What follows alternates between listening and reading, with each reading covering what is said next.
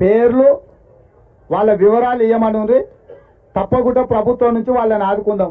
సూటిగా నేను చంద్రశేఖరరావుని అడుగుతున్నా, ఏ రైతు ఏ ఊరు అతని వివరాలు మాకు పంపుండి, నిజంగానే రైతులు చచ్చిపోయి ఉంటే రైతుల పట్ల సానుభూతి ఉన్న రైతు ప్రభుత్వం మాది, ఆ రైతు కుటుంబాలను ఆదుకునే బాధ్యత మాది. 200 కుటుంబాలను ఎన్నికలైన మరుక్షణం సచివాలయానికి పిలిచి వాళ్ళని ఏ రకంగా ఆదుకోవాలో మా ప్రభుత్వం నిర్ణయం తీసుకుంటుంది. చంద్రశేఖరరావు గారికి 48 గంటలు సమయం ఇస్తున్న చనిపోయిన రైతుల 200 మంది రైతుల వివరాలు ప్రభుత్వానికి నివేదిక రూపంలో ఇవ్వాల్సిందిగా నేను వారిని కోరుతున్నా.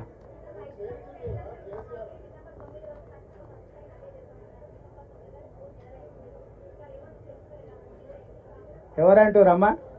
ఎవరంటారు? మీరు ఎందుకంత సీరియస్గా తీసుకుంటారమ్మా? ఆయన ఎందుకంత 10 ఏళ్ళు ఆయన లక్ష ఇస్తాను 10 ఏళ్ళు అయినా ఇవ్వలే, ఇంకా అన్నీ బకాయిలు ఉన్నాయి. అదే అందుకే చెప్తున్నా, ఆయన మాట్లాడేది అంత సీరియస్గా తీసుకోకమ్మా. కోరుతా ఉన్నాం.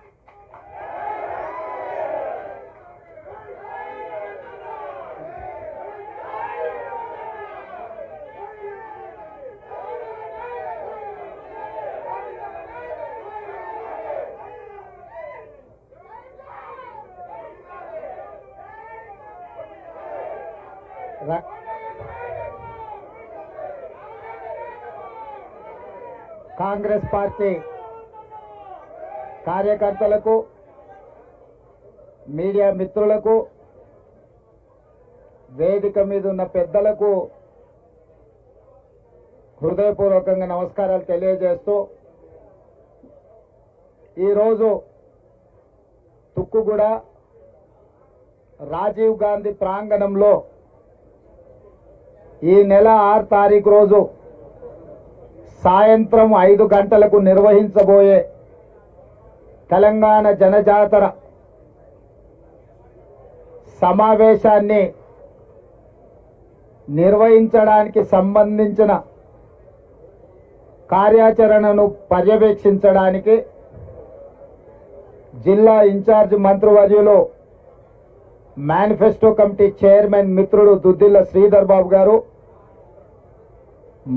ఈ ప్రాంత కాంగ్రెస్ పార్టీ మొన్నటి ఎన్నికలలో పోటీ పడిన మిత్రులు కిచ్చన్న గారి లక్ష్మారెడ్డి గారు,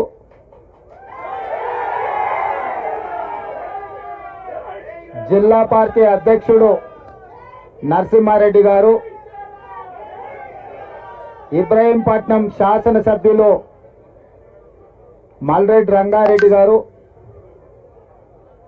తాండూరు శాసనసభ్యులు మనోహర్ రెడ్డి గారు, అదేవిధంగా రంగారెడ్డి జిల్లా పరిషత్ చైర్పర్సన్ అనితమ్మ గారు, ఏఐసిసి సెక్రటరీ సిడబ్ల్యూసి ప్రత్యేక ఆహ్వానితులు మిత్రులు చల్లా వంశీచంద్ర రెడ్డి గారు, చాలా మంది పెద్దలు ఈరోజు ఈ సమీక్షకు రావడం జరిగింది.